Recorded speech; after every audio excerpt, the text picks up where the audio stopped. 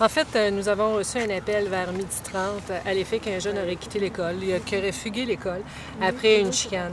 Donc, nous avons fait des recherches et près d'une heure plus tard, nous avons retrouvé l'enfant qui était juché à la cime d'un arbre à près de 40 à 50 pieds de haut. Nous avons tenté des approches pour essayer de raisonner l'enfant et de le faire descendre. Pour l'instant, ça n'a pas marché.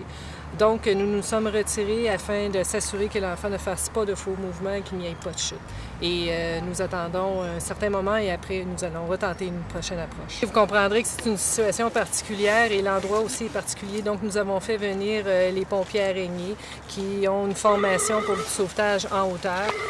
C'est eux qui ont fait la première approche, qui ont tenté la première approche pour raisonner l'enfant. Il y a une intervenante qui est montée dans la nacelle pour tenter une deuxième approche qui n'a pas réussi non plus. En fait, il ne veut pas entrer en contact avec nous pour l'instant. On n'arrive pas à avoir de communication avec.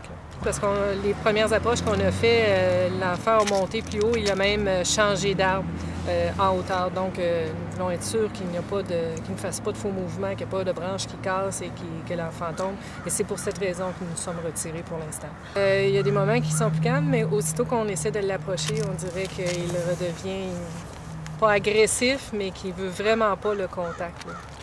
Comme je vous disais tout à l'heure, on s'est retiré, on attend un peu et par la suite, c'est certain qu'on est en train aussi de ramasser de l'information sur l'enfant, sur la façon aussi qu'on va faire notre prochaine approche. La prochaine étape, ça va être d'essayer de rapprocher l'enfant pour essayer de le raisonner afin qu'il puisse descendre de son plein gré de l'arbre.